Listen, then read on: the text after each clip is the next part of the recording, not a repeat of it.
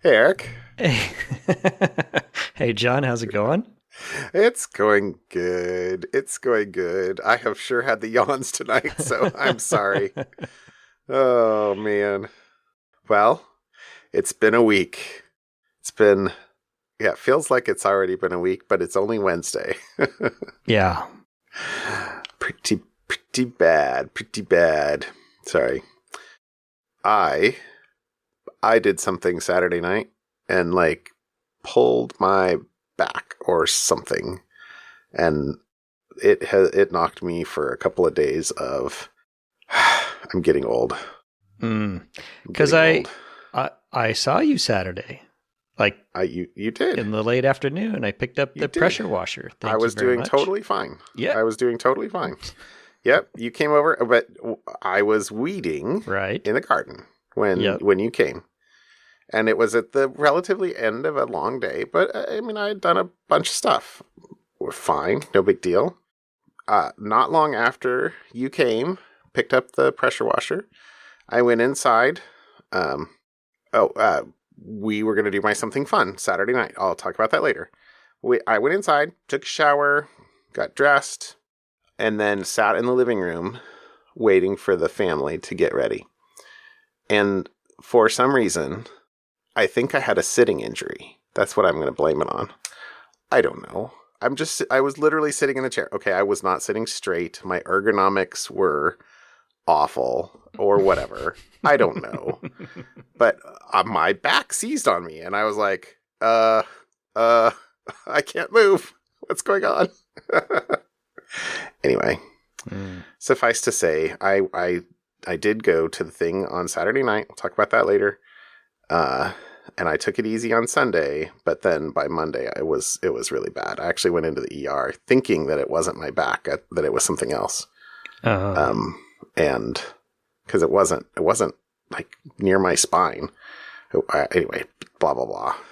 They basically were like, they did some tests, took some x-rays, and were like, yeah, you pulled a muscle or something. I'm glad it was just that. Yeah, I guess of things that it could be, but they gave here they're like, here, take a muscle relaxant and go home. This was at 5:30 Monday morning, so I took a pill, and that was why I was not at work on Monday. You slept through it. I did. I don't know what they put in those things, but they knocked me for a loop. Mm-hmm. So anyway, I'm mostly better at this point. I'm getting, dang it. I don't want to get, what can I say? It is what it is. Stop complaining. Just keep going. Right. It's okay. I'm sure it wasn't the 2,000 pounds of fertilizer that I lifted on Saturday to spread on the field. I can't imagine that being the cause. Sarcasm. Yes. And I was thinking as I was doing that I don't know. I really should have done something that made it a little easier on me because anyway. Will point out that you have two boys who are teenagers. And having a teenager myself, I know why that sigh is that sigh. Yes, those were both true statements. Yeah, no, I don't know. My wife and I do almost all of the sort of farmy chore stuff together, which is good. We have lots of together time. But anyway, it was pretty funny. So anyway, that's why it's been a relatively long week for me. Right. But before that happened, I had a really good Saturday, and got lots of stuff planted in the greenhouse. I've planted out my lettuce, and I did my peas and stuff before I went on vacation, and got lots of flowers started in the greenhouse at the moment. So hopefully they'll come out nice this summer. It'll be awesome. We'll see. The flower seeds that I got you that I stole from my neighbor? I have not planted those yet, but I will. I'll let you know how they go. Yeah. And by stole from my neighbor, I mean I asked them if I could clip them, and they said yes. And they looked at you strangely and said, Yeah. They said, okay. You want to do what? You want dead flower heads? Okay. I like those flowers. They were very pretty. Yeah. One fun thing I did on Saturday before anything else, I got into my bees. And? They're good. They're live. Nice. I took a good look. I kind of condensed them down a little bit, gave them some protein, a pollen patty to eat. They had lots of honey still in their box. So I'm not feeding them sugar syrup yet, but 2 weeks I'm to excited. new bees? What is it? It's the 16th. So yeah, week and a half. 10 days. All right. Not this coming Saturday, but the Saturday after that. Nice. Yeah, I'm excited. I've been watching all the bee stuff on YouTube again. I go through my YouTube waves. I think YouTube and Amazon, like their the machine learning algorithms for what does John watch has got to be very confused. Like, would you like people who bought this have bought these other things? Mm-hmm. Anyway, sorry, because I bought some bee stuff on not on YouTube, on Amazon the other night. Just I'm like, okay, I'm going to experiment with this. Nice. To which I had another conversation with my wife. Was like, John, leave the bees alone. Let them live. Be a good steward. Don't experiment with them. I'm like, well, no. I want to make learn. an A/B testing joke. I gotta learn. Yeah. Ooh. I almost pulled the trigger on buying what's called a brood minder. Since the buddy at the local bee club, since his bee measurement stuff didn't work out, I almost went and bought like the official stuff. That's kind of expensive though. You add 2,000 after that, and I can see monster truck voice commercial broodminder 2000. That's what I see. Right? with a big wasp on the side of it. That's right. Ka-chunk. I don't know. Yeah. Anyway, we'll see. I might still do that because I'm tempted. I need to put a Wi-Fi access point out there though, which means I need a battery, which means I need a solar panel. Actually, I have a solar panel. So all I really need is a battery and a way to keep it dry. I might. There's too many things to do, Eric. Not enough time. Too many things to do. Not enough time. All right. What did you do this weekend? Well, I did a whole ton of different things. My in-laws were in town. We went to Tillamook. Did a bunch of yard work around the house. But I finished book 2 of the Skyward series. So I'm now on to Cyclops. Book 3. I just downloaded that half an hour ago. Good books, huh? I've enjoyed them very much so far. And are you listening or reading? Yes. Both. While I work out, I set the iPad on the little thing while I work out, and I have the audio going, and I follow along with my eyes. It works for me. That works for you. All I'm going to say is it works for me. I'm happy. I'm happy for you. I think, yeah. But the thing I wanted to mention is, so we used to travel quite a bit. Then COVID happened, and we kind of stopped traveling. For work or for fun or for both? For both, right? Okay. For both. So, my wife is going down to my nephew's getting married, and she's going to go down to the bridal shower this weekend. Okay. And she bought a ticket on Southwest, but she just bought it straight off Southwest website. She goes, don't I have a Southwest account? Should I add that so I can get miles? So I said, oh yeah, sure. 1Password. It has the passwords from forever. Last time we had logged into her Southwest account though was 2018. So 2 years before COVID. Oh, wow. So it's been a while. Not a frequent Southwest traveler. And so I log into Southwest, and in 1Password, the password is a weak password. Please change your password. I'm like, All right, we'll go change the password. Go to try to change the password. And the enter old password here says that's not a valid password because passwords have to be 8 characters to 16 characters. The old password was only 7, which apparently in 2018 was still legitimate. It was running the password validation rules on the old password with which you had just logged in? Yes. So I could not change the password. And so I thought, well, I'll go back to the, just forgot your password page. Right? Sure. So that part's frustrating. I mean, I opened up the inspector and was saying, is there a way is this just a client-side validation only? Can I tweak the JavaScript to actually force it to do it? Couldn't. No.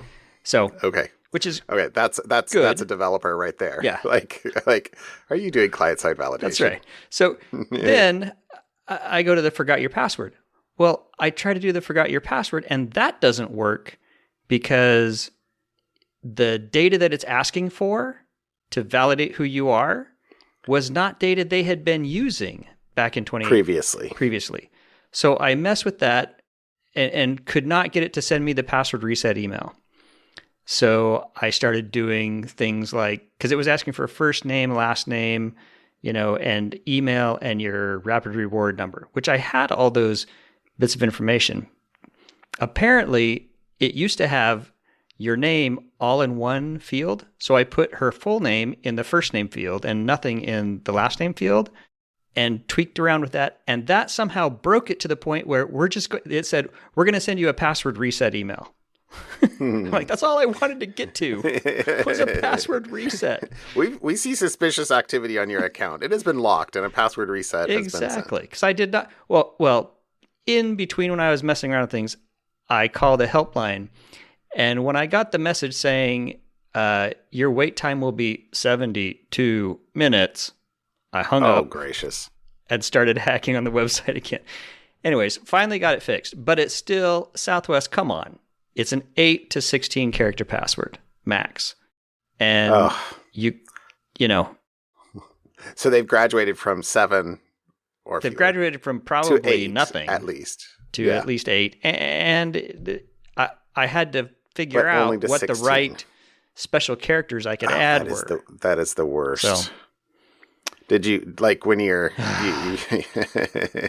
set it to, like, 30 characters? Oh. The worst is when it accepts it, and then... Yeah. It said, your password is too good. Please make it worse, before I could even submit it. So that's good, because the worst is when it accepts it, and then you're like, oh, crap. It truncated it. How far did it truncate? How many characters do I need to put in to have it work? So she now has a 16-character password of random letters and digits, and a lone special character that I could find that worked. I saw a tweet this week. I forget who it was. It was somebody famous I follow, I'm sure, that was like, we need you to set a complex password. My bank, we need you to set a complex password. Okay, I'm happy to. Whoa. Let's not go crazy. 16 characters is plenty. And what is this ampersand? I've never seen that character before. I don't know. It was yeah. That's it was pretty bad. And if I'll make one more slight complaint. So that was my Southwest issue. An hour later, we're now working. Okay. My second one is I got a Pixel 6. So ooh. I replaced the house phone is an Android phone. And so it was an old Pixel 3, and I had a Pixel 4 for work because I do not let work touch my iPhone. Uh-huh. But work can do anything it wants to an Android phone. I don't care. Okay. But so the Pixel 3 was dying, so I bought a Pixel 6 and then migrated the Pixel 4 that I had to the house phone, and now I have this Pixel 6. Okay. I go to set up the Pixel. Very excited about this. I'm using Google Fi. It's just, I can transfer the number, no problem. It connects to the LTE network, but then fails to set itself up because you need to connect to your own Wi-Fi. I'm like, why do I need to connect to Wi-Fi? I'm connected to LTE. Isn't this the point of data. No. I had to connect to Wi-Fi. The Pixel 6 would not connect to my Eero boxes. I had to set the Eero boxes to legacy mode, which is not Wi-Fi 6. It's old Wi-Fi. Get the Pixel to connect. Why? Update the Pixel. Then I could turn legacy mode on the Eeros off. I don't know. The Pixel was like, are you kidding me, guys? Although I really like this phone. I've played with it for a couple hours now. It showed up this afternoon in the mail. I like the phone. A friend of ours was showing me, I think it was his Pixel 6 with the magic eraser or something like that in the photos. Oh, I haven't tried that. You could take a photo and then like just circle the part you want to get rid of. And it'll like AI like get take rid a of the person people out on of the photo. beach, so it's just the people you want. Totally. I will have to try that. Check it out. I have Check not it out. tried that It was like magic. It was. I like magic. It was like magic. Yeah, it was cool. I'm good with magic. You'll have to tell me because I it was good enough that I was like, oh, cool. That's what we're going to be getting in the iPhone 15, is it? There you go. All right. Should we migrate to topics? Oh, okay. Yeah, wow. Okay, that was a lot. It's all good. It's all good. Okay. I didn't put anything in follow-up. The thing that caught my eye this week was a GitLab vulnerability. I am a big fan of GitHub source code, keeping source code safe, et cetera, et cetera. Yep. This was a vulnerability in GitLab, which is an open source GitHub equivalent. They have an online service. You can download their entire code and run it yourself locally if you want to run your own GitLab server. They had a flaw where a static password could accidentally be set during registration on specific versions of GitLab. So it was basically a hard-coded password that got set as part of the registration process, which if the users weren't paying attention and left that alone, it could allow an attacker to take over the account. And so they had written a script to allow anyone to run it against their own local GitHub servers or GitLab servers to see if they were vulnerable. And then they did a bunch of password resets for anybody that uses those specific versions of their customers that are running it. For their hosted environment. Yeah, their hosted stuff. So it was GitHub gets all the press, I think, because they were kind of first to market, first to make that popular. But GitLab has been gaining traction, and I didn't realize they have over 100,000 organizations on its DevOps platform, is what they say. 30 million registered user from 66 different countries. So a non-trivial amount of people are also using GitLab. So interesting. Very well. So anyways, it's a CVE. They've password reset. They say we haven't found anyone who has been affected. No one appears to have been had accounts taken over, but they kind of went through and forced password resets on potentials and are encouraging people to upgrade. So that was what I saw this week. That is cool. Huh. Mm-hmm. I wonder, I actually didn't realize you could self-host it. I thought it was a hosted competitor to GitHub. Shows how much I've looked at it. AKA not at all. Sorry. I think occasionally, like when Microsoft bought GitHub, there was some moral outrage at Microsoft buying the cool boys, and so people should migrate to something else. They got a bit of sample boosting or signal boosting. Yeah. So okay, all right. I brought two articles tonight. The first was a Mailchimp. I don't know if you saw this, but a Mailchimp was breached, and the attackers took a bunch of data, specifically going back to the crypto bits, specifically about crypto and financial, customers. So the article we'll put in here is to a Bleeping Computer article, but it said that the attackers had, quote, gained access to internal customer support and account management tools. Sounds familiar. Let's see. Maybe. Okay, so it wasn't in. Oh, no, here it is. Sorry. According to Mailchimp, some of their employees fell for a social engineering attack that led to the theft of their credentials. Mm-hmm. So there was elsewhere in here, Mailchimp was recommending customers enable two-factor authentication. Did their employees not have two-factor authentication on? That will help in most, not all, but it takes a pretty sophisticated phishing attack to get your second factor. So you need to use a weak second factor or have it intercepted somehow or, relayed to another party. Anyway, I'm betting that Mailchimp is probably upping their security game for internal, would be my guess at the moment. Anyway, so the thing that happened here, though, was that, so the quote in here is, Sunday morning, Twitter was abuzz with reports from owners of Trezor, hardware cryptocurrency wallets, who received phishing notifications claiming that the company suffered a data breach. So basically, the email that was sent says, there's an image in the article that we put here, but it says, we regret to inform you that Trezor has experienced a security incident involving data belonging to 106,000 of our customers and the wallet associated with your email address, and they've got your email address, obviously, since you're being phished, is within those affected by the breach. And by the way, this is coming from a presumably authorized Mailchimp account. So, this is the ultimate in like a phishing email because it looks completely legit. It is except legit. that, well, it is legit.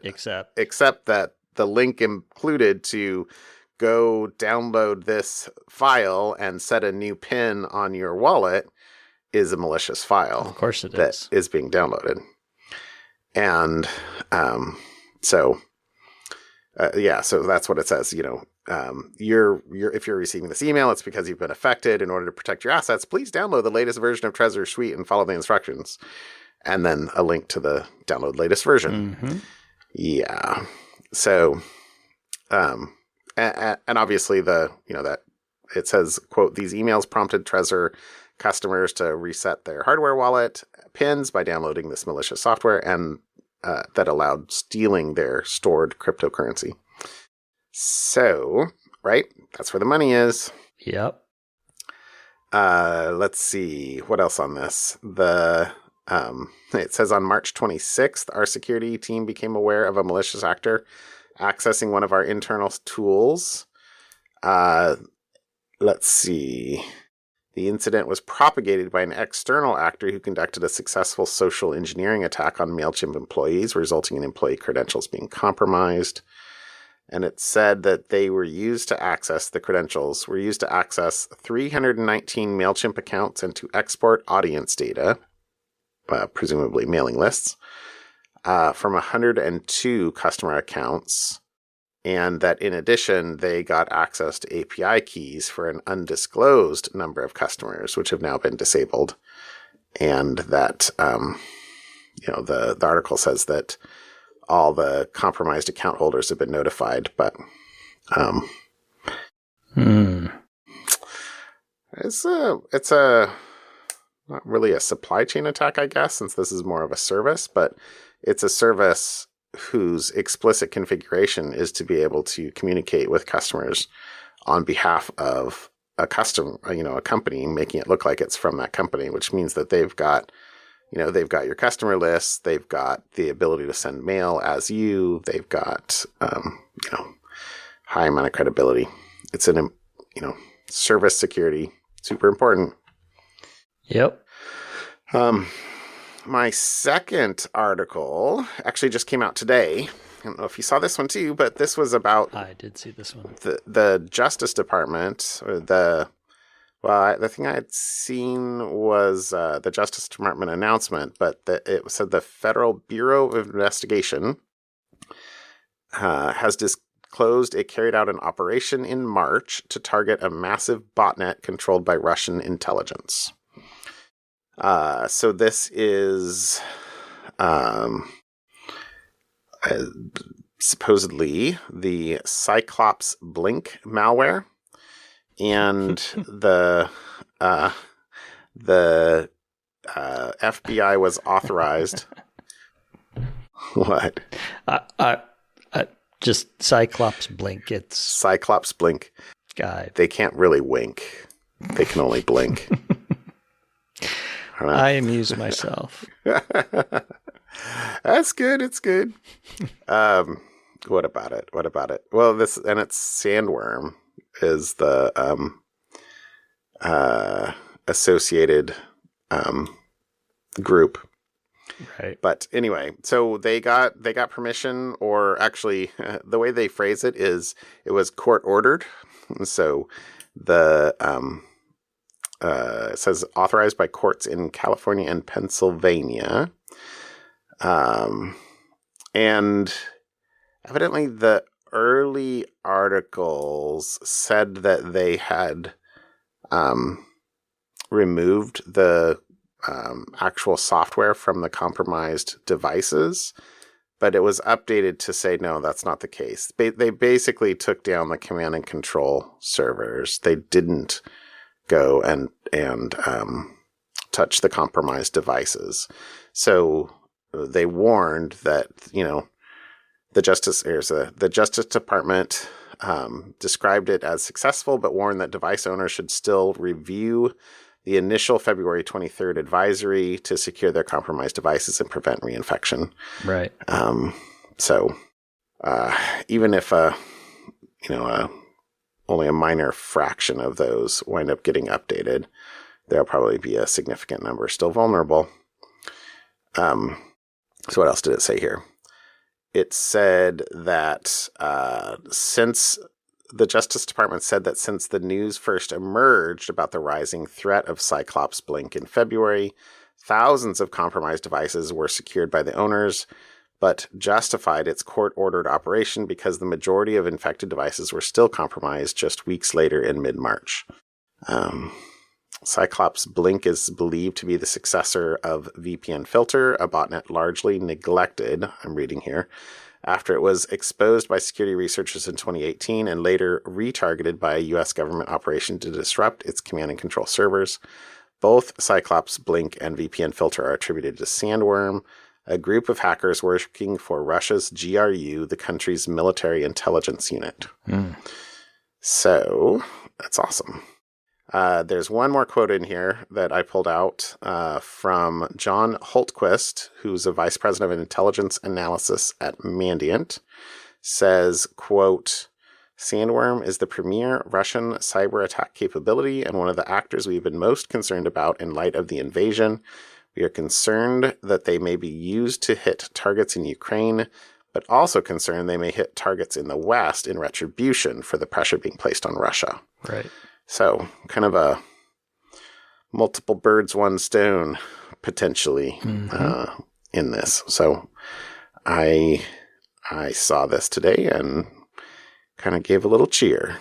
So, I hope that it's not just a momentary blip in that, but we'll have to see. Nice. Yeah. See what happens. All right. How about something fun tonight? What'd you bring me? All right. So my something fun, we've talked about the James Webb Telescope. Absolutely. It's getting to the point where it's up and running, right? I haven't looked at lately for a few weeks. It's been a few weeks since I checked on it. Well, what I caught my eye this week was an article that talked about, well, the James Webb Telescope is cool, but what if we could build something 100 times larger than the James Webb Telescope? Okay. And so NASA has been doing some analysis of what if we didn't build the lens on Earth? What if we built the lens out in space and built a lens that didn't require grinding and polishing, et cetera, et cetera? And so they've been doing analysis, figuring out just using liquids, right? Because liquids in space, surface tension, a droplet of water makes a fabulous lens. It's got some real heft to it. Exactly. So they've been doing a bunch of research on, hey, what if we were able to take a liquid into space and then have that create the lens out in space, because you wouldn't need to grind it. It would be a liquid and you could figure out. So they've been doing a bunch of tests, and they've been testing it out in, you've seen the NASA airplanes that, go up and then dive. Vomit comet. Yeah, the vomit comet that dive. So they've been doing a bunch of these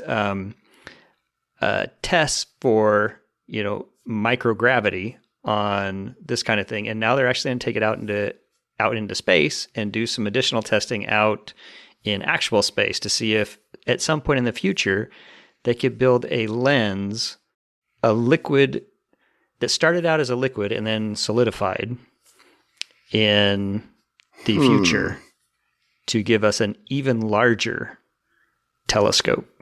So I was poking around for something James Webb related just to see what stage that was at, and stumbled on this. Now, wow, that's actually kind of cool. So that's pretty cool. Like, would it be solid, or would you build like a bubble?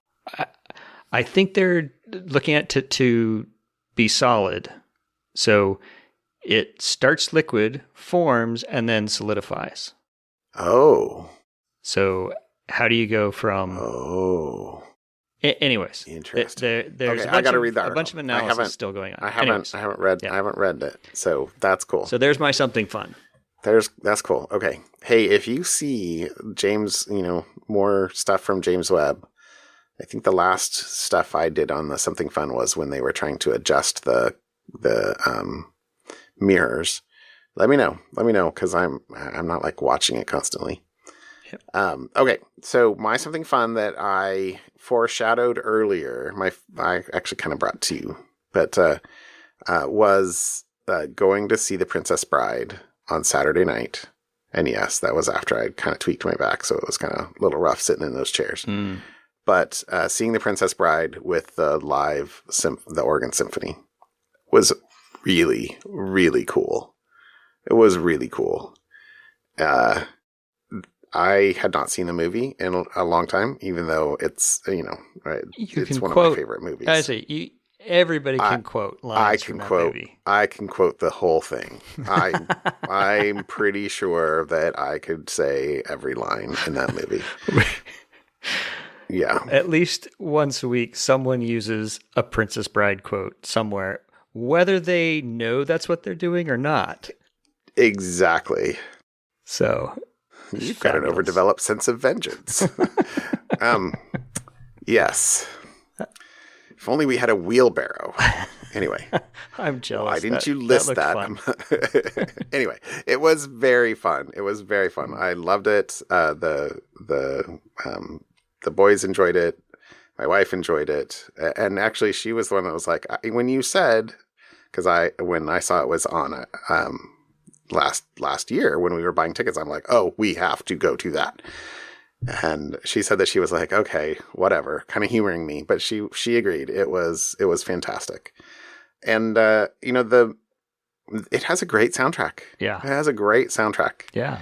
And, very memorable, and a lot of harp and guitar, which they don't normally bring a guitar to play with the symphony. Right. But whoever the guitarist was, which I'm sorry to say I have no idea, they were very good. And anyway, was it classical guitar then? I assume? Yeah. Yeah, okay. Very much. And the harp was quite loud in places, because that theme has a lot of harp in it. Yeah. anyway, it was very cool. We had a great time. And yeah, I just bought our tickets for next year at the Symphony. So looking forward to it. All right. Well, fun. I'm jealous. Does sound like fun. It was awesome. Next year they have Return of the Jedi and Harry, whatever the next Harry Potter is, because we've been going to Harry Potter's for years. Right. And sorry, I don't remember what this year's is or what next year's was. It was just like, okay, give us the Harry Potter. They're doing the Goonies. Oh, local Oregon. Nice. From Astoria. And we're doing so we didn't do the Goonies, we didn't do Star Wars, but we did do like Warner Brothers, like Looney Tunes. They're doing Looney Tunes with the Symphony. And and we did Harry Potter. They're also doing, I think, I presume near Christmas, they're doing the movie Elf with Will Ferrell. So that's an addition. They call that their popcorn series. Okay. Which is like, come watch a movie with a live symphony playing. Right. Which is really, really crazy awesome. Yeah. But then obviously they've got the regular symphony. That anyway, it's good. We're a fan. Fun. Or we are fans. My second something fun, which is just minor, really, because I will tell you that the article that I'll link here is too brief. It doesn't really say that much. Right. And it links to the original article, which is too dense. There is no Mama Bear article for this particular topic that I have found yet. So this is a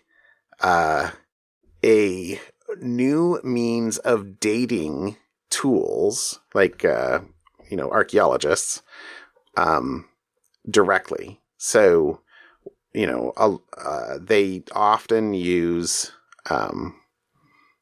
something that was alive, they could use carbon dating, but for a lot of times for stone tools, they date using ash deposits, or, basically the strata that the tools were found in, not the tools themselves. But this is a way of actually, they call it Cosmogenic Nuclide Isochron method.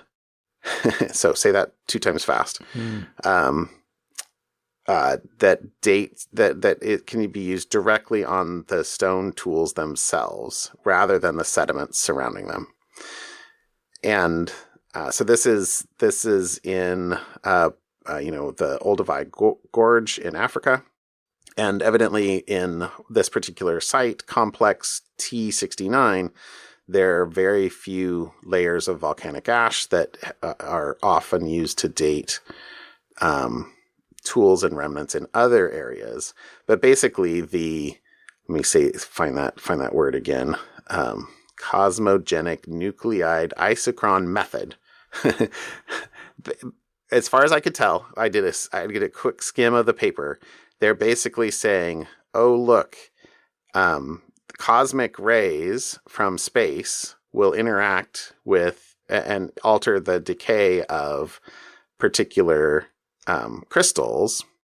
But if something's been buried, that won't happen. And even, a few feet or a meter of depth is sufficient to prevent this from happening. And so they can basically tell how long something's been buried for.